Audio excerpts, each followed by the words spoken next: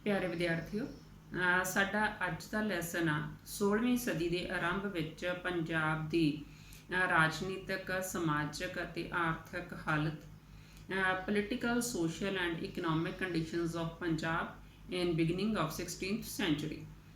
ਸਭ ਤੋਂ ਪਹਿਲਾਂ ਬੇਟਾ ਅਸੀਂ ਦੇਖਾਂਗੇ ਕਿ 16ਵੀਂ ਸਦੀ ਦਾ ਆਰੰਭ ਕਿਹਨੂੰ ਕਹਿੰਦੇ ਆ, ਕਿਹੜਾ ਟਾਈਮ ਪੀਰੀਅਡ ਆ ਜਿਹਦੀ ਸਟੱਡੀ ਅਸੀਂ ਇਸ ਲੈਸਨ ਦੇ ਵਿੱਚ ਕਰਨੀ ਆ।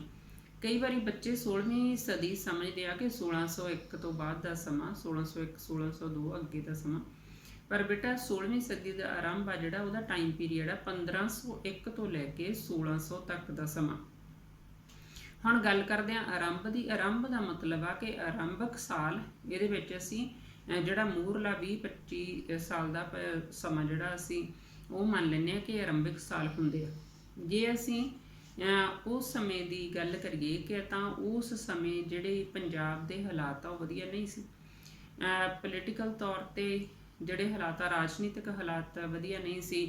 ਜਿਹੜਾ ਭਾਰਤ ਦੇ ਉੱਪਰ ਲੋਧੀਆਂ ਦਾ ਸ਼ਾਸਨ ਸੀ, ਇਬਰਾਹਿਮ ਲੋਧੀ ਜਿਹੜਾ ਸ਼ਾਸਕ ਸੀ ਦਿੱਲੀ ਦੇ ਤਖਤ ਦੇ ਉੱਤੇ, ਵਧੀਆ ਸ਼ਾਸਕ ਨਹੀਂ ਸੀ ਉਹ।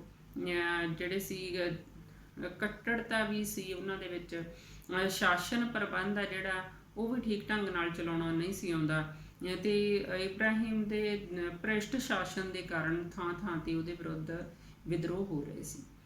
ਜਦੋਂ ਸਮਾਜਿਕ ਹਾਲਾਤ ਦੀ ਗੱਲ ਕਰਦੇ ਆ ਤਾਂ ਸਮਾਜਿਕ ਹਾਲਾਤ ਵੀ ਜਿਹੜੇ ਹੈਗੇ ਆ ਉਹ ਰਾਜਨੀਤਿਕ ਹਾਲਾਤ 'ਤੇ ਡਿਪੈਂਡ ਕਰਦੇ ਆ। ਬਾਬਰ ਦੇ ਹਮਲੇ ਜਿਹੜੇ ਹੋਏ, 5 ਹਮਲੇ ਬਾਬਰ ਨੇ ਕੀਤੇ 1519 ਤੋਂ 1526 ਦੇ ਵਿੱਚ, ਉਹਦੇ ਨਾਲ ਰਾਜਨੀਤਿਕ ਹਾਲਤ ਵੀ ਡਾਵਾਂਡੋਲ ਹੋਈ ਅਤੇ ਸਮਾਜਿਕ ਤੌਰ 'ਤੇ ਵੀ ਜਿਹੜਾ ਲੋਕਾਂ ਨੂੰ ਮੁਸ਼ਕਲਾਂ ਦਾ ਸਾਹਮਣਾ ਕਰਨਾ ਪਿਆ। ਸਮਾਜ ਦੇ ਵਿੱਚ ਕਿਉਂਕਿ ਜਿਹੜਾ ਮੁਸਲਿਮ ਸੀ ਉਹ ਸ਼ਾਸਕ ਵਰਗ ਸੀ, ਰਾਜ ਕਰ ਰਹੇ ਸੀ, ਇਸ ਲਈ ਉਹਨਾਂ ਦੀ ਹਾਲਤ ਵਧੀਆ ਸੀ, ਪਰ ਹਿੰਦੂਆਂ ਦੀ ਹਾਲਤ ਜਿਹੜੀ ਵਧੀਆ ਨਹੀਂ ਸੀ। ਉਹਨਾਂ ਨੂੰ ਜਿਹੜਾ ਸੀ ਸ਼ਾਸਕ ਸ਼੍ਰੇਣੀ ਆ ਜਿਹੜੀ ਉਹਦੇ ਜ਼ੁਲਮਾਂ ਦਾ ਸ਼ਿਕਾਰ ਹੋਣਾ ਪੈਂਦਾ ਸੀ। ਜੇ ਅਸੀਂ ਆਰਥਿਕ ਹਾਲਾਤ ਦੀ ਗੱਲ ਕਰੀਏ, ਆਰਥਿਕ ਹਾਲਾਤ ਜਿਹੜੇ ਆ, ਆਰਥਿਕ ਤੌਰ 'ਤੇ ਪੰਜਾਬ ਖੁਸ਼ਹਾਲ ਸੀ ਕਿਉਂਕਿ ਖੇਤੀ ਵਧੀਆ ਸੀ, ਵਪਾਰ ਵਧੀਆ ਸੀ, ਪਰ ਜਿਹੜੀ ਉਹ ਖੁਸ਼ਹਾਲੀ ਆ ਉਹਦਾ ਆਨੰਦ ਆ ਜਿਹੜਾ ਪੰਜਾਬ ਦੇ ਲੋਕ ਆਪ ਘੱਟ ਮੰਨਦੇ ਸੀ ਕਿਉਂਕਿ ਲੁੱਟਣ ਵਾਲੇ ਵੱਧ ਸੀ। ਜਿਹੜੇ ਸ਼ਾਸਕ ਸੀ ਉਹ ਵੀ ਲੁੱਟਦੇ ਸੀ ਅਤੇ ਜਿਹੜੇ ਬਾਹਰਲੇ ਲੋਕ ਆ ਉਹ ਵੀ ਆ ਕੇ ਲੁੱਟਦੇ ਸੀ। ਇਸੇ ਤਰ੍ਹਾਂ ਹੀ ਅਸੀਂ ਧਾਰਮਿਕ ਹਾਲਾਤਾਂ ਦੀ ਵੀ ਗੱਲ ਕਰਾਂਗੇ। ਧਾਰਮਿਕ ਹਾਲਾਤਾਂ ਦੇ ਵਿੱਚ ਵੀ ਜਿਹੜੇ ਸ਼ਾਸਕ ਵਰਗ ਸੀ ਮੁਸਲਿਮ ਸੀ, ਇਸ ਲਈ ਜਿਹੜੇ ਮੁਸਲਿਮ ਸੀ ਉਹਨਾਂ ਨੂੰ ਹੈਗਾ ਕਿ ਵੱਧ ਸਹੂਲਤਾਂ ਸੀ, ਉਹਨਾਂ ਨੂੰ ਧਾਰਮਿਕ ਤੌਰ 'ਤੇ ਵੀ ਸਹੂਲਤਾਂ ਸੀ, ਅਤੇ ਹਿੰਦੂਆਂ ਨੂੰ ਜਿਹੜਾ ਆਪਣਾ ਧਰਮ ਮੰਨਣ ਦੀ ਖੁੱਲ੍ਹ ਨਹੀਂ ਸੀ, ਉਹਨਾਂ 'ਤੇ ਤਰ੍ਹਾਂ ਤਰ੍ਹਾਂ ਦੇ ਜ਼ੁਲਮ ਹੁੰਦੇ ਸੀ। ਸਭ ਤੋਂ ਬੇਟਾ ਪਹਿਲਾਂ ਅਸੀਂ ਰਾਜਨੀਤਿਕ ਹਾਲਾਤਾਂ ਦੀ ਗੱਲ ਕਰਾਂਗੇ ਕਿ ਪੋਲੀਟੀਕਲ ਕੰਡੀਸ਼ਨਸ ਕੀ ਸੀ ਉਸ ਸਮੇਂ। ਬਾਬਰ ਦੇ ਜਿਹੜੇ ਹਮਲੇ ਸੀ ਉਹਦੇ ਨਾਲ ਜਿਹੜੇ ਰਾਜਨੀਤਿਕ ਹਾਲਾਤ ਹੋਰ ਵੀ ਖਰਾਬ ਹੋ ਗਏ ਸੀ, ਪਹਿਲਾਂ ਤੋਂ ਹੀ ਖਰਾਬ ਚੱਲੇ ਹੁੰਦੇ ਸੀ। ਹੁਣ ਅਸੀਂ ਅੱਜ ਦੇ ਲੈਸਨ ਦੇ ਭਾਗ ਦੇ ਵਿੱਚ ਪਹਿਲਾ ਜਿਹੜਾ ਸਾਡਾ ਹੈਗਾ ਪਾਰਟ ਪੋਲੀਟੀਕਲ ਕੰਡੀਸ਼ਨਸ, ਉਹ ਕਰਾਂਗੇ। ਹਾਂਜੀ ਬੇਟਾ, ਸਭ ਤੋਂ ਪਹਿਲਾਂ ਅਸੀਂ ਰਾਜਨੀਤਿਕ ਦਸ਼ਾ ਯਾਨੀ ਪੋਲੀਟੀਕਲ ਕੰਡੀਸ਼ਨਸ ਦੀ ਗੱਲ ਕਰਾਂਗੇ ਕਿ ਉਸ ਸਮੇਂ ਪੰਜਾਬ ਦੀ ਰਾਜਨੀਤਿਕ ਦਸ਼ਾ ਕਿਹੋ ਜਿਹੀ ਸੀ।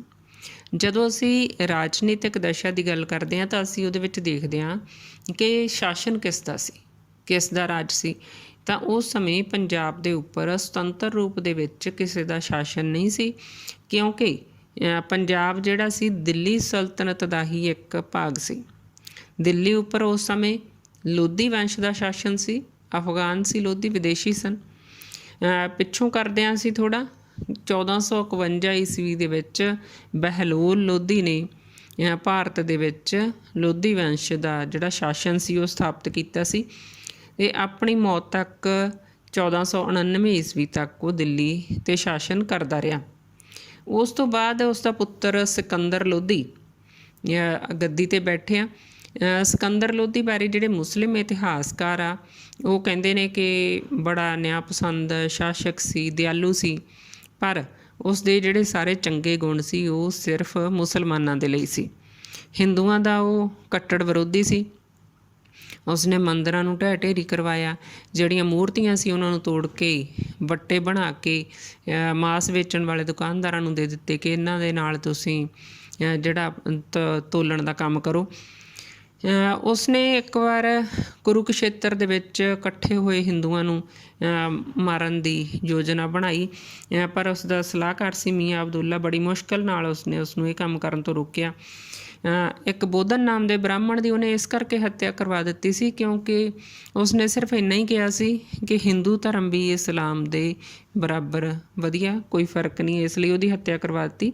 ਜਾਨੀ ਉਹ ਹਿੰਦੂਆਂ ਪ੍ਰਤੀ ਬਹੁਤ ਕੱਟੜ ਸੀ। ਉਸ ਦੀ ਮੌਤ ਤੋਂ ਬਾਅਦ ਇਬਰਾਹਿਮ ਲੋਧੀ ਜਿਹੜਾ 1517 ਦੇ ਵਿੱਚ ਸ਼ਾਸਕ ਬਣਿਆ। 1526 ਤੱਕ ਉਸਨੇ ਦਿੱਲੀ 'ਤੇ ਸ਼ਾਸਨ ਕੀਤਾ। ਇਬਰਾਹਿਮ ਲੋਧੀ ਨੇ ਵੀ ਜਿਹੜੀਆਂ ਸਿਕੰਦਰ ਲੋਧੀ ਵਾਲੀਆਂ ਹਿੰਦੂ ਵਿਰੋਧੀ ਨੀਤੀਆਂ ਨੂੰ ਜਾਰੀ ਰੱਖਿਆ ਅਤੇ ਨਾਲ ਹੀ ਉਹਨੇ ਅਫਗਾਨ ਸਰਦਾਰਾਂ ਦੇ ਪ੍ਰਤੀ ਜਿਹੜੀਆਂ ਸੀ ਉਹਨਾਂ ਦੀ ਵਧੀਆ ਸੰਬੰਧ ਸੀ ਉਹਦੇ ਪਿਤਾ ਦੇ ਦਾਦੇ ਦੇ, ਉਹਨਾਂ ਨੂੰ ਵੀ ਉਸਨੇ ਆਪਣੀਆਂ ਨੀਤੀਆਂ ਦੇ ਕਾਰਨ ਆਪਣੇ ਵਿਰੋਧ ਦੇ ਵਿੱਚ ਕਰ ਲਿਆ। ਇਸ ਲਈ ਥਾਂ ਥਾਂ 'ਤੇ ਜਿਹੜੇ ਸੀ ਇਬਰਾਹਿਮ ਦੇ ਵਿਰੁੱਧ ਵਿਦਰੋਹ ਹੋਣ ਲੱਗੇ। ਭ੍ਰਿਸ਼ਟ ਸ਼ਾਸਨ ਸੀ ਉਹਦਾ, ਵਧੀਆ ਸ਼ਾਸਕ ਨਹੀਂ ਸੀ ਅਤੇ ਸ਼ਾਸਨ ਪ੍ਰਬੰਧ ਵਧੀਆ ਤਰ੍ਹਾਂ ਉਹ ਨਹੀਂ ਚਲਾ ਸਕਿਆ। ਪੰਜਾਬ ਦੀ ਗੱਲ ਕਰੀਏ ਤਾਂ ਪੰਜਾਬ ਦੇ ਵਿੱਚ ਜਿਹੜੇ ਸੀ ਤਾਤਾਰ ਖਾਂ ਅਤੇ ਦੌਲਤ ਖਾਂ ਲੋਧੀ ਸੀ ਜਿਹੜੇ ਪੰਜਾਬ ਦੇ ਗਵਰਨਰਾਂ ਵਜੋਂ ਉਹਨਾਂ ਨੇ ਕੰਮ ਕੀਤਾ। ਤਾਤਾਰ ਖਾਂ ਜਿਹੜਾ ਬਹਿਲੋਲ ਲੋਧੀ ਦਾ ਨਜ਼ਦੀਕੀ ਰਿਸ਼ਤੇਦਾਰ ਸੀ। ਉਸ ਤੋਂ ਬਾਅਦ ਉਸ ਦਾ ਪੁੱਤਰ ਦੌਲਤ ਖਾਂ ਲੋਧੀ ਸੀ ਜਿਹੜਾ ਉਹ ਗਵਰਨਰ ਬਣਿਆ। ਦੌਲਤ ਖਾਂ ਲੋਧੀ ਜਿੰਨੀ ਦੇਰ ਸਿਕੰਦਰ ਲੋਧੀ ਗੱਦੀ 'ਤੇ ਰਿਹਾ ਉਨੀ ਦੇਰ ਵਫਾਦਾਰ ਰਿਹਾ, ਪਰ ਜਦੋਂ ਇਬਰਾਹਿਮ ਲੋਧੀ ਗੱਦੀ 'ਤੇ ਬੈਠਿਆ ਕੁਛ ਤਾਂ ਉਸ ਦੀਆਂ ਨੀਤੀਆਂ ਇਸ ਤਰ੍ਹਾਂ ਦੀਆਂ ਸੀ ਇਬਰਾਹਿਮ ਲੋਧੀ ਦੀਆਂ, ਤਾਂ ਦੌਲਤ ਖਾਂ ਲੋਧੀ ਸੀ ਜਿਹੜਾ ਇਬਰਾਹਿਮ ਦੇ ਵਿਰੋਧ 'ਚ ਹੋ ਗਿਆ। ਅੱਗੇ ਬੇਟਾ ਅਸੀਂ ਕਰਾਂਗੇ ਜਿਹੜਾ ਪੰਜਾਬ ਆ ਉਹ 1519 ਤੋਂ ਲੈ ਕੇ 1526 ਈਸਵੀ ਤੱਕ ਪੰਜਾਬ ਦਾ ਇਸ ਤਰ੍ਹਾਂ ਦਾ ਸਮਾਂ ਸੀ ਕਿ ਪੰਜਾਬ ਤਿਕੋਣੇ ਸੰਘਰਸ਼ ਦੇ ਅਖਾੜੇ ਵਜੋਂ ਰਿਹਾ। ਤਿੰਨ ਸ਼ਕਤੀਆਂ ਦੇ ਵਿੱਚ ਖਿੱਚੋਤਾਣ ਹੁੰਦੀ ਰਹੀ। ਇਸ ਸੰਬੰਧੀ ਤੁਹਾਨੂੰ ਪ੍ਰਸ਼ਨ ਪੁੱਛਿਆ ਜਾਂਦਾ ਹੈ, ਇੰਪੋਰਟੈਂਟ ਪ੍ਰਸ਼ਨ ਆ ਕਿ ਤਿਕੋਣਾ ਸੰਘਰਸ਼ ਕੀ ਸੀ, ਇਸ ਨੂੰ ਤੁਸੀਂ ਸਮਝਣਾ। ਤਿਕੋਣਾ ਸੰਘਰਸ਼ ਇਹਦੇ ਵਿੱਚ ਤਿੰਨ ਸ਼ਕਤੀਆਂ ਸੀ। ਇੱਕ ਤਾਂ ਦਿੱਲੀ ਦਾ ਜਿਹੜਾ ਸ਼ਾਸਕ ਸੀ ਇਬਰਾਹਿਮ ਲੋਧੀ, ਦੂਸਰਾ ਉਸ ਸਮੇਂ ਪੰਜਾਬ ਦਾ ਗਵਰਨਰ ਸੀ ਜਿਹੜਾ ਦੌਲਤ ਖਾਂ ਲੋਧੀ, ਅਤੇ ਤੀਸਰੀ ਸ਼ਕਤੀ ਸੀ ਕਾਬਲ ਦਾ ਸ਼ਾਸਕ ਬਾਬਰ। ਦੌਲਤ ਖਾਂ ਲੋਧੀ ਜਿਹੜਾ ਸੀ ਇਬਰਾਹਿਮ ਦੇ ਵਿਰੁੱਧ ਹੋ ਕੇ ਸੁਤੰਤਰ ਸ਼ਾਸਨ ਪੰਜਾਬ ਦੇ ਵਿੱਚ ਸਥਾਪਿਤ ਕਰਨ ਦੇ ਸੁਪਨੇ ਦੇਖਣ ਲੱਗਿਆ ਸੀ ਕਿ ਮੈਂ ਸੁਤੰਤਰ ਤੌਰ 'ਤੇ ਪੰਜਾਬ 'ਚ ਸ਼ਾਸਨ ਕਾਇਮ ਕਰ ਲਵਾਂ। ਇਸ ਦੀ ਭਣਕ ਸੀ ਜਿਹੜੀ ਇਹਦੀ ਖਬਰ ਇਬਰਾਹਿਮ ਤੱਕ ਜਾ ਪਹੁੰਚੀ। ਇਬਰਾਹਿਮ ਨੇ ਦੌਲਤ ਖਾਂ ਲੋਧੀ ਨੂੰ ਸਪਸ਼ਟੀਕਰਨ ਦੇਣ ਲਈ ਆਪਣੇ ਪਾਸ ਬੁਲਾਇਆ, ਦਿੱਲੀ ਸੱਦਿਆ। ਦੌਲਤ ਖਾਂ ਲੋਧੀ ਆਪ ਤਨਾ ਗਿਆ, ਆਪਣੇ ਪੁੱਤਰ ਦਿਲਾਵਰ ਖਾਂ ਨੂੰ ਭੇਜ ਦਿੱਤਾ, ਜਿੱਥੇ ਇਬਰਾਹਿਮ ਨੇ ਜਿਹੜਾ ਦਿਲਾਵਰ ਖਾਂ ਨੂੰ ਕੈਦਖਾਨੇ ਵਿੱਚ ਸੁੱਟ ਦਿੱਤਾ। ਕੈਦਖਾਨੇ ਵਿੱਚੋਂ ਕਿਸੇ ਤਰ੍ਹਾਂ ਦਿਲਾਵਰ ਖਾਂ ਭੱਜਣ ਦੇ ਵਿੱਚ ਕਾਮਯਾਬ ਹੋ ਗਿਆ। ਇਸ ਗੱਲ ਦਾ ਦੌਲਤ ਖਾਂ ਲੋਧੀ ਨੂੰ ਬਹੁਤ ਬੁਰਾ ਲੱਗਿਆ, ਅਪਮਾਨ ਸਮਝਿਆ ਉਹਨੇ ਕਿ ਮੇਰੇ ਪੁੱਤਰ ਨੂੰ ਕੈਦ ਕੀਤਾ। ਤਾਂ ਉਹਨੇ ਕਾਬਲ ਦੇ ਸ਼ਾਸਕ ਬਾਬਰ ਨੂੰ ਸੱਦਾ ਭੇਜਿਆ ਕਿ ਤੂੰ ਦਿੱਲੀ 'ਤੇ ਹਮਲਾ ਕਰ, ਕਿ ਮੈਂ ਤੇਰਾ ਸਾਥ ਦੇਵਾਂਗਾ, ਤੂੰ ਦਿੱਲੀ 'ਤੇ ਹਮਲਾ ਕਰ। ਤਾਂ ਜਿਹੜਾ ਸੀ ਬਾਬਰ ਨੇ 1519 ਈਸਵੀ ਤੋਂ ਲੈ ਕੇ 1526 ਈਸਵੀ ਤੱਕ 5 ਵਾਰੀ ਭਾਰਤ 'ਤੇ ਹਮਲਾ ਕੀਤਾ ਅਤੇ ਅੰਤ ਜਿਹੜਾ ਆਪਣੇ ਪੰਜਵੇਂ ਹਮਲੇ 'ਚ 1526 ਈਸਵੀ ਦੇ ਵਿੱਚ ਇਬਰਾਹਿਮ ਲੋਧੀ ਨੂੰ ਉਹਨੇ ਹਰਾਤਾ ਅਤੇ ਦਿੱਲੀ ਸਲਤਨਤ 'ਤੇ ਜਿਹੜਾ ਉਹਦਾ ਕਬਜ਼ਾ ਹੋ ਗਿਆ ਅਤੇ ਮੁਗਲ ਵੰਸ਼ ਦੀ ਭਾਰਤ ਦੇ ਵਿੱਚ ਸਥਾਪਨਾ ਹੋਈ। ਪਾਣੀਪਤ ਦੀ ਪਹਿਲੀ ਲੜਾਈ 1526 ਈਸਵੀ ਬਾਬਰ ਅਤੇ ਇਬਰਾਹਿਮ ਲੋਧੀ ਦੇ ਵਿੱਚ, ਜਿਹਦੇ ਵਿੱਚ ਬਾਬਰ ਜੇਤੂ ਰਿਹਾ। ਉਸ ਦੇ ਨਾਲ ਹੀ ਜਿਹੜਾ ਪੰਜਾਬ ਦੇ ਵਿੱਚ ਤਿਕੋਣਾ ਸੰਘਰਸ਼ ਚੱਲ ਰਿਹਾ ਸੀ ਉਹਦੇ ਵਿੱਚ ਵੀ ਜਿਹੜੀ ਸੀ ਬਾਬਰ ਸਫਲ ਹੋਇਆ ਪੰਜਾਬ ਦੇ ਉੱਪਰ ਕਬਜ਼ਾ ਜਮਾਉਣ ਦੇ ਵਿੱਚ। ਜਿਹੜੀਆਂ ਤਿੰਨ ਸ਼ਕਤੀਆਂ ਦੇ ਵਿੱਚ ਸੰਘਰਸ਼ ਚੱਲ ਰਿਹਾ ਸੀ, ਬਾਬਰ ਉਹਦੇ ਵਿੱਚ ਸਫਲ ਰਿਹਾ।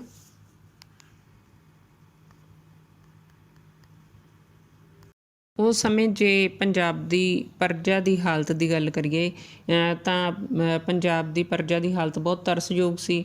ਸ਼ਾਸਕ ਵਰਗ ਜਿਹੜਾ ਆਪ ਸੀ ਉਹ ਭੋਗ ਵਿਲਾਸ ਦੇ ਵਿੱਚ ਡੁੱਬਿਆ ਰਹਿੰਦਾ ਸੀ। ਜਸ਼ਨ ਮਨਾਏ ਜਾਂਦੇ ਸੀ, ਨਰਤਕੀਆਂ ਦੇ ਨਾਚ ਹੁੰਦੇ ਸੀ, ਸ਼ਰਾਬਾਂ ਦੇ ਦੌਰ ਚੱਲਦੇ ਸੀ। ਪਰਜਾ ਵੱਲ ਕਿਸੇ ਦਾ ਧਿਆਨ ਨਹੀਂ ਸੀ। ਸਰਕਾਰੀ ਕਰਮਚਾਰੀ ਸੀ ਜਿਹੜੇ ਭ੍ਰਿਸ਼ਟ ਹੋ ਚੁੱਕੇ ਸੀ। ਜਿਹੜੇ ਕਾਜੀ ਉਲਮਾ ਸਭ ਰਿਸ਼ਵਤ ਲੈ ਕੇ ਨਿਆਂ ਕਰਦੇ ਸੀ। ਜਨਤਾ ਦੇ ਉੱਪਰ ਅਤਿਆਚਾਰ ਹੋ ਰਹੇ ਸੀ। ਜ਼ਬਰਦਸਤੀ ਲੋਕਾਂ ਨੂੰ ਇਸਲਾਮ ਕਬੂਲ ਕਰਾਇਆ ਜਾ ਰਿਹਾ ਸੀ। ਨਹੀਂ ਕਰਨ ਜੋ ਕਬੂਲ ਨਹੀਂ ਸੀ ਕਰਦੇ ਉਹਨਾਂ ਨੂੰ ਕਤਲ ਕਰ ਦਿੱਤਾ ਜਾਂਦਾ ਸੀ। ਜ਼ਬਰਦਸਤੀ ਹਿੰਦੂਆਂ ਦੀਆਂ ਜਿਹੜੀਆਂ ਕੁੜੀਆਂ ਨੂੰ ਚੱਕ ਕੇ ਲਿਜਾਇਆ ਜਾਂਦਾ ਸੀ ਹਰਮਾਂ 'ਚ। ਇਸ ਤਰ੍ਹਾਂ ਹਰ ਪਾਸੇ ਅਤਿਆਚਾਰ, ਧੋਖਾ ਫਰੇਬ ਫੈਲਿਆ ਹੋਇਆ ਸੀ। ਉਸ ਸਮੇਂ ਦੀ ਰਾਜਨੀਤਿਕ ਦਸ਼ਾ ਬਾਰੇ ਗੁਰੂ ਨਾਨਕ ਦੇਵ ਜੀ ਲਿਖਦੇ ਨੇ, ਕੱਲ ਕਾਤੀ ਰਾਜੇ ਕਸਾਈ, ਧਰਮ ਪੰਖ ਕਰ ਉੱਡ ਰਿਹਾ, ਕੂੜ ਅਮਾਵਸ ਸੱਚ ਚੰਦਰਮਾ ਦੀਸੇ ਨਹੀਂ ਕਹਿ ਚੜਿਆ। ਬਾਬਰ ਦੇ ਹਮਲੇ 1519 ਈਸਵੀ ਤੋਂ ਲੈ ਕੇ 1526 ਈਸਵੀ ਦੇ ਸਮੇਂ ਦੌਰਾਨ ਬਾਬਰ ਨੇ ਭਾਰਤ ਦੇ ਉੱਪਰ 5 ਵਾਰੀ ਹਮਲਾ ਕੀਤਾ। ਬਾਬਰ ਕਾਬਲ ਦਾ ਸ਼ਾਸਕ ਸੀ। 1504 ਈਸਵੀ ਵਿੱਚ ਉਸਨੇ ਕਾਬਲ ਨੂੰ ਆਪਣੇ ਅਧੀਨ ਕੀਤਾ ਸੀ। 1519 ਈਸਵੀ ਤੱਕ ਉਹ ਆਪਣੀ ਸ਼ਕਤੀ ਨੂੰ ਸੰਗਠਿਤ ਕਰਦਾ ਰਿਹਾ। ਉਸ ਤੋਂ ਬਾਅਦ ਉਸਨੇ ਭਾਰਤ ਜਿੱਤਣ ਦਾ ਖਿਆਲ ਕੀਤਾ। ਭਾਰਤ 'ਤੇ ਹਮਲਿਆਂ ਦੇ ਉਹਦੇ ਉਦੇਸ਼ ਸੀ ਕੁਝ। ਉਹ ਸੀ ਕਿ ਇੱਕ ਤਾਂ ਉਹ ਭਾਰਤ 'ਤੇ ਕਬਜ਼ਾ ਕਰਕੇ ਆਪਣੇ ਰਾਜ ਦਾ ਵਿਸਥਾਰ ਕਰਨਾ ਚਾਹੁੰਦਾ ਸੀ। ਨੰਬਰ 2, ਭਾਰਤ ਵਿੱਚੋਂ ਧਨ ਪ੍ਰਾਪਤ ਕਰਕੇ ਆਪਣੀ ਆਰਥਿਕ ਸਥਿਤੀ ਨੂੰ ਮਜ਼ਬੂਤ ਕਰਨਾ ਚਾਹੁੰਦਾ ਸੀ, ਕਿਉਂਕਿ ਭਾਰਤ ਆਰਥਿਕ ਤੌਰ 'ਤੇ ਖੁਸ਼ਹਾਲ ਸੀ। ਇਸ ਲਈ ਹਮਲਾਵਰ ਹਮਲਾ ਕਰਦੇ ਰਹੇ ਆ ਵਾਰ-ਵਾਰ। ਉਸ ਸਮੇਂ ਭਾਰਤ ਦੀ ਰਾਜਨੀਤਿਕ ਸਥਿਤੀ ਆ ਜਿਹੜੀ ਉਹ ਵੀ ਡਾਵਾਡੋਲ ਸੀ, ਕਿਉਂਕਿ ਇਬਰਾਹਿਮ ਵਧੀਆ ਸ਼ਾਸਕ ਨਹੀਂ ਸੀ। ਉਸ ਸਥਿਤੀ ਦਾ ਫਾਇਦਾ ਵੀ ਬਾਬਰ ਉਠਾਉਣਾ ਚਾਹੁੰਦਾ ਸੀ। ਬਾਬਰ ਪੰਜਾਬ 'ਤੇ ਆਪਣਾ ਜੱਦੀ ਹੱਕ ਵੀ ਸਮਝਦਾ ਸੀ, ਕਿਉਂਕਿ ਉਸ ਦੇ ਪੂਰਵਜ ਤੈਮੂਰ ਨੇ ਪੰਜਾਬ 'ਤੇ ਕਬਜ਼ਾ ਕੀਤਾ ਸੀ। ਆਪਣੇ ਇਹਨਾਂ ਉਦੇਸ਼ਾਂ ਦੀ ਪੂਰਤੀ ਲਈ ਬਾਬਰ ਨੇ ਭਾਰਤ ਉੱਤੇ 5 ਵਾਰੀ ਹਮਲੇ ਕੀਤੇ। ਸਭ ਤੋਂ ਪਹਿਲਾਂ ਉਸਨੇ ਜਿਹੜਾ ਜਨਵਰੀ 1519 ਈਸਵੀ ਦੇ ਵਿੱਚ ਹਮਲਾ ਕੀਤਾ। ਪੰਜਾਬ ਦੇ ਜਿਹੜੇ ਹੈਗੇ ਆ ਸੀਮਾਵਰਤੀ ਖੇਤਰਾਂ ਦੇ ਵਿੱਚ ਉਸਨੇ ਭੇਰਾ ਅਤੇ ਬਜੌਰ ਨਾਂ ਦੇ ਖੇਤਰਾਂ 'ਤੇ ਕਬਜ਼ਾ ਕਰ ਲਿਆ। ਬਾਬਰ ਨੇ ਇਹ ਇਲਾਕੇ ਸੀ ਜਿਹੜੇ ਹਿੰਦੂ ਬੇਗ ਦੇ ਸਪੁਰਦ ਕਰ ਦਿੱਤੇ ਅਤੇ ਵਾਪਸ ਕਾਬਲ ਚਲਾ ਗਿਆ। ਦੂਜੀ ਵਾਰੀ 1519 ਸਤੰਬਰ ਦੇ ਵਿੱਚ ਬਾਬਰ ਨੇ ਦੁਬਾਰਾ ਹਮਲਾ ਕੀਤਾ, ਕਿਉਂਕਿ ਉਸਦੇ ਜਾਂਦੇ ਹੀ ਭੇਰਾ ਅਤੇ ਬਜੌਰ ਦੇ ਲੋਕਾਂ ਨੇ ਹਿੰਦੂ ਬੇਗ ਨੂੰ ਉੱਥੋਂ ਕੱਢ ਦਿੱਤਾ ਅਤੇ ਇਸ ਲਈ ਸਤੰਬਰ ਦੇ ਵਿੱਚ ਬਾਬਰ ਨੂੰ ਦੁਬਾਰਾ ਹਮਲਾ ਕਰਨਾ ਪਿਆ। ਇਸ ਵਾਰ ਉਹਨੇ ਪੇਸ਼ਾਵਰ ਨੂੰ ਆਪਣੇ ਅਧੀਨ ਕਰ ਲਿਆ, ਪਰ ਬਦਖਸ਼ਾਂ ਦੇ ਵਿੱਚ ਵਿਦਰੋਹ ਹੋ ਜਾਣ ਕਾਰਨ ਉਹਨੂੰ ਵਾਪਸ ਜਾਣਾ ਪਿਆ। ਤੀਸਰਾ ਹਮਲਾ ਬਾਬਰ ਦਾ 1520 ਈਸਵੀ ਦੇ ਵਿੱਚ। ਇਸ ਵਾਰ ਉਸਨੇ ਬਜੌਰ, ਭੇਰਾ, ਸਿਆਲਕੋਟ ਦੇ ਪ੍ਰਦੇਸ਼ਾਂ ਨੂੰ ਆਪਣੇ ਅਧੀਨ ਕੀਤਾ। ਇਸ ਤੋਂ ਬਾਅਦ ਉਸਨੇ ਸੈਦਪੁਰ 'ਤੇ ਜਿਹੜਾ ਹਮਲਾ ਕੀਤਾ। ਸੈਦਪੁਰ ਦੇ ਲੋਕਾਂ ਨੇ ਬਾਬਰ ਦਾ ਮੁਕਾਬਲਾ ਕੀਤਾ। ਇਸ ਤੋਂ ਬਾਬਰ ਗੁੱਸੇ 'ਚ ਆ ਗਿਆ ਅਤੇ ਉੱਥੋਂ ਦੇ ਲੋਕਾਂ ਦੇ ਉੱਪਰ ਭਾਰੀ ਜ਼ੁਲਮ ਕੀਤੇ। ਬੇਰਹਿਮੀ ਨਾਲ ਲੋਕਾਂ ਨੂੰ ਲੁੱਟਿਆ ਗਿਆ, ਨਿਰਦੋਸ਼ਾਂ ਨੂੰ ਕਤਲ ਕੀਤਾ ਗਿਆ, ਇਸਤਰੀਆਂ ਨੂੰ ਗ੍ਰਿਫਤਾਰ ਕੀਤਾ ਗਿਆ। ਬਾਬਰ ਵੀ ਜਦੋਂ ਬਾਬਰ ਨੇ ਹਮਲੇ ਕੀਤੇ ਤਾਂ ਗੁਰੂ ਨਾਨਕ ਸਾਹਿਬ ਉਸ ਸਮੇਂ ਸੈਦਪੁਰ ਦੇ ਵਿੱਚ ਸੀ। ਤਾਂ ਉਹਨਾਂ ਨੇ ਬਾਬਰ ਦੇ ਹਮਲੇ ਦੀ ਜਿਹੜੀ ਤੁਲਨਾ ਪਾਪਾਂ ਦੀ ਜੰਝ ਦੇ ਨਾਲ ਕੀਤੀ। ਬਾਬਰ ਦੀਆਂ ਫੌਜਾਂ ਨੇ ਲੋਕਾਂ 'ਤੇ ਜੋ ਜ਼ੁਲਮ ਢਾਹੇ ਉਹਨਾਂ ਦਾ ਵਰਣਨ ਗੁਰੂ ਨਾਨਕ ਸਾਹਿਬ ਬਾਬਰ ਬਾਣੀ ਦੇ ਵਿੱਚ ਕਰਦੇ ਹੋਏ ਲਿਖਦੇ ਨੇ। ਖੁਰਾਸਾਨ ਖਸਮਾਨਾ ਕੀਆ, ਹਿੰਦੁਸਤਾਨ ਡਰਾਇਆ, ਆਪੇ ਦੂਸ ਨਾ ਦੇਈ ਕਰਤਾ, ਜਮ ਘਰ ਮੁਗਲ ਚੜਾਇਆ, ਏਤੀ ਮਾਰ ਪਈ ਕੁਰਲਾਣਾ ਤੈਂ ਕੀ ਦਰਦ ਨਾ ਆਇਆ। ਬਾਬਰ ਦੀਆਂ ਫੌਜਾਂ ਨੇ ਗੁਰੂ ਨਾਨਕ ਸਾਹਿਬ ਨੂੰ ਵੀ ਗ੍ਰਿਫਤਾਰ ਕਰ ਲਿਆ, ਪਰ ਜਦੋਂ ਬਾਬਰ ਨੂੰ ਪਤਾ ਲੱਗਿਆ ਤਾਂ ਉਸਨੇ ਫੌਰਨ ਉਹਨਾਂ ਦੀ ਰਿਹਾਈ ਦਾ ਹੁਕਮ ਦਿੱਤਾ। ਅਤੇ ਆਪਣੀ ਆਤਮ ਕਥਾ ਦੇ ਵਿੱਚ ਵੀ ਬਾਬਰ ਲਿਖਦਾ ਕਿ ਜੇ ਮੈਨੂੰ ਪਤਾ ਹੁੰਦਾ ਕਿ ਇੱਥੇ ਇਸ ਤਰ੍ਹਾਂ ਦੇ ਮਹਾਂਪੁਰਸ਼ ਨੇ ਇਸ ਸ਼ਹਿਰ ਦੇ ਵਿੱਚ, ਤਾਂ ਮੈਂ ਕਦੇ ਸੈਦਪੁਰ 'ਤੇ ਹਮਲਾ ਨਾ ਕਰਦਾ। ਬਾਬਰ ਦਾ ਚੌਥਾ ਹਮਲਾ 1524 ਈਸਵੀ ਦੇ ਵਿੱਚ। ਜਿਵੇਂ ਅਸੀਂ ਪਹਿਲਾਂ ਗੱਲ ਕੀਤੀ ਸੀ ਕਿ ਪੰਜਾਬ ਦੇ ਵਿੱਚ ਤਿਕੋਣਾ ਸੰਘਰਸ਼ ਚੱਲ ਰਿਹਾ ਸੀ। ਦੌਲਤ ਖਾਂ ਸੀ ਜਿਹੜਾ ਇਬਰਾਹਿਮ ਲੋਧੀ ਤੋਂ ਨਾਰਾਜ਼ ਸੀ। ਇਸ ਲਈ ਜਿਹੜਾ ਦੌਲਤ ਖਾਂ ਲੋਧੀ ਨੇ ਬਾਬਰ ਨੂੰ ਸੱਦਾ ਦਿੱਤਾ ਕਿ ਤੂੰ ਭਾਰਤ 'ਤੇ ਹਮਲਾ ਕਰ। ਤਾਂ ਚੌਥੀ ਵਾਰ ਜਿਹੜਾ ਦੌਲਤ ਖਾਂ ਲੋਧੀ ਦੇ ਕਹਿਣ 'ਤੇ ਬਾਬਰ ਨੇ ਹਮਲਾ ਕੀਤਾ। ਬਿਨਾਂ ਕਿਸੇ ਖਾਸ ਵਿਰੋਧ ਦੇ ਲਾਹੌਰ ਤੱਕ ਪਹੁੰਚ ਗਿਆ। ਲਾਹੌਰ ਵਿਖੇ ਕੁਝ ਅਫਗਾਨਾਂ ਨੇ ਦੌਲਤ ਖਾਂ ਦੀ ਮਰਜ਼ੀ ਦੇ ਵਿਰੁੱਧ ਬਾਬਰ ਦਾ ਵਿਰੋਧ ਕੀਤਾ। ਇਸ 'ਤੇ ਬਾਬਰ ਨੂੰ ਜਿਹੜਾ ਸੀ ਗੁੱਸਾ ਆਇਆ ਅਤੇ ਉਹਨੇ ਲਾਹੌਰ ਦੇ ਵਿੱਚ ਵੀ ਬਹੁਤ ਲੁੱਟਮਾਰ ਕੀਤੀ। ਵੱਡੀ ਗਿਣਤੀ ਦੇ ਵਿੱਚ ਲੋਕਾਂ ਨੂੰ ਲੁੱਟਿਆ, ਘਰਾਂ ਨੂੰ ਅੱਗਾਂ ਲਾਈਆਂ। ਇਸ ਤੋਂ ਬਾਅਦ ਦੀਪਾਲਪੁਰ ਪਹੁੰਚਿਆ, ਜਿੱਥੇ ਦੌਲਤ ਖਾਂ ਲੋਧੀ ਦੇ ਸਹਿਯੋਗ ਨਾਲ ਉਹਨੇ ਕਬਜ਼ਾ ਕਰ ਲਿਆ। ਜਲੰਧਰ ਦੁਆਬ ਨੂੰ ਆਪਣੇ ਅਧੀਨ ਕੀਤਾ। ਜਲੰਧਰ ਦੁਆਬ, ਦੀਪਾਲਪੁਰ ਇਹ ਪ੍ਰਦੇਸ਼ ਦੌਲਤ ਖਾਂ ਲੋਧੀ ਦੇ ਹਵਾਲੇ ਕਰਕੇ ਜਿਹੜਾ ਵਾਪਸ ਚਲਿਆ ਗਿਆ ਬਾਬਰ। ਪਰ ਜਿਹੜਾ ਦੌਲਤ ਖਾਂ ਸੀ ਇੰਨੇ ਛੋਟੇ ਇਲਾਕੇ ਦੇ ਨਾਲ ਉਹ ਸੰਤੁਸ਼ਟ ਨਹੀਂ ਸੀ ਅਤੇ ਉਹਨੇ ਬਾਬਰ ਦੇ ਵਿਰੁੱਧ ਵੀ ਵਿਦਰੋਹ ਕਰ ਦਿੱਤਾ। ਬਾਬਰ ਦਾ ਪੰਜਵਾਂ ਹਮਲਾ। ਬਾਬਰ ਦਾ ਪੰਜਵਾਂ ਹਮਲਾ 1525 ਅਤੇ 26 ਈਸਵੀ ਦੇ ਵਿਚਕਾਰ। ਬਾਬਰ ਨੇ ਦੌਲਤ ਖਾਂ ਨੂੰ ਸਬਕ ਸਿਖਾਉਣ ਲਈ ਨਵੰਬਰ 1525 ਈਸਵੀ ਦੇ ਵਿੱਚ ਪੰਜਵੀਂ ਵਾਰ ਹਮਲਾ ਕੀਤਾ। ਬਾਬਰ ਦੇ ਆਉਣ ਦੀ ਖਬਰ ਸੁਣ ਕੇ ਜਿਹੜਾ ਸੀ ਦੌਲਤ ਖਾਂ ਘਬਰਾ ਗਿਆ ਅਤੇ ਮਲੋਟ ਦੇ ਇੱਕ ਕਿਲ੍ਹੇ 'ਚ ਛੁਪ ਗਿਆ। ਬਾਬਰ ਨੇ ਕਿਲ੍ਹੇ ਨੂੰ ਘੇਰਾ ਪਾ ਲਿਆ। ਜ਼ਿਆਦਾ ਦੇਰ ਜਿਹੜਾ ਸੀਗਾ ਦੌਲਤ ਖਾਂ ਲੜ ਨਹੀਂ ਸਕਿਆ, ਮੁਕਾਬਲਾ ਨਹੀਂ ਕਰ ਸਕਿਆ ਅਤੇ ਉਹਨੇ ਹਥਿਆਰ ਸੁੱਟ ਦਿੱਤੇ। ਬਾਅਦ ਦੇ ਵਿੱਚ ਬਾਬਰ ਨੇ ਉਹਨੂੰ ਮੁਆਫ ਵੀ ਕਰ ਦਿੱਤਾ। ਇਸ ਤਰ੍ਹਾਂ ਬਾਬਰ ਨੇ ਇੱਕ ਵਾਰ ਫਿਰ ਪੂਰੇ ਪੰਜਾਬ ਨੂੰ ਆਪਣੇ ਅਧੀਨ ਕਰ ਲਿਆ। ਆਪਣੀ ਪੰਜਾਬ ਦੀ ਜਿੱਤ ਤੋਂ ਉਤਸ਼ਾਹਿਤ ਹੋ ਕੇ ਹੁਣ ਬਾਬਰ ਸੀ ਜਿਹੜਾ ਇਬਰਾਹਿਮ ਲੋਧੀ ਨਾਲ ਦੋ ਹੱਥ ਕਰਨਾ ਚਾਹੁੰਦਾ ਸੀ। ਇਬਰਾਹਿਮ ਲੋਧੀ ਨੂੰ ਵੀ ਇਸ ਦੀ ਖਬਰ ਹੋਈ ਅਤੇ ਇਬਰਾਹਿਮ ਲੋਧੀ 1 ਲੱਖ ਸੈਨਿਕ ਲੈ ਕੇ ਬਾਬਰ ਦਾ ਮੁਕਾਬਲਾ ਕਰਨ ਲਈ ਚੱਲ ਪਿਆ। ਬਾਬਰ ਅਧੀਨ ਉਸ ਸਮੇਂ ਲਗਭਗ 20,000 ਸੈਨਿਕ ਸੀ, ਪਰ ਉਹਦੇ ਸੈਨਿਕ ਪੂਰੀ ਤਰ੍ਹਾਂ ਸਿੱਖਿਅਤ, ਅਨੁਸ਼ਾਸਿਤ ਅਤੇ ਉਹਨਾਂ ਕੋਲ ਲੜਨ ਦੇ ਢੰਗ, ਤੋਪਖਾਨਾ ਸੀ। ਦੂਜੇ ਪਾਸੇ ਜਿਹੜਾ ਇਬਰਾਹਿਮ ਦੇ ਕੋਲ ਇਹਨਾਂ ਚੀਜ਼ਾਂ ਦੀ ਜਿਹੜੀ ਘਾਟ ਸੀ। 21 ਅਪ੍ਰੈਲ 1526 ਈਸਵੀ ਨੂੰ ਪਾਣੀਪਤ ਦੇ ਮੈਦਾਨ ਦੇ ਵਿੱਚ ਦੋਵਾਂ ਧਿਰਾਂ ਦੀ ਜਿਹੜੀ ਲੜਾਈ ਹੋਈ, ਜਿਹਨੂੰ ਅਸੀਂ ਪਾਣੀਪਤ ਦੀ ਪਹਿਲੀ ਲੜਾਈ ਕਹਿੰਦੇ ਹਾਂ, ਇਸ ਦੇ ਵਿੱਚ ਬਾਬਰ ਨੇ ਇਬਰਾਹਿਮ ਲੋਧੀ ਨੂੰ ਹਰਾ ਦਿੱਤਾ। ਇਸ ਤਰ੍ਹਾਂ ਜਿਹੜਾ ਸੀ ਲੋਧੀ ਵੰਸ਼ ਦੇ ਸ਼ਾਸਨ ਦਾ ਖਾਤਮਾ ਕਰਕੇ ਬਾਬਰ ਨੇ ਮੁਗਲ ਸਾਮਰਾਜ ਦੀ ਨੀਂਹ ਭਾਰਤ ਦੇ ਵਿੱਚ ਰੱਖੀ। ਲੋਧੀ ਵੰਸ਼ ਦੀ ਗੁਲਾਮੀ ਤੋਂ ਬਾਅਦ ਭਾਰਤ ਜਿਹੜਾ ਸੀ ਮੁਗਲਾਂ ਦੀ ਗੁਲਾਮੀ ਵੱਲ ਵੱਧ ਗਿਆ। ਹੁਣ ਅਸੀਂ ਦੇਖਾਂਗੇ ਕਿ ਬਾਬਰ ਦੀ ਜਿੱਤ ਦੇ ਕਾਰਨ ਕੀ ਸੀ।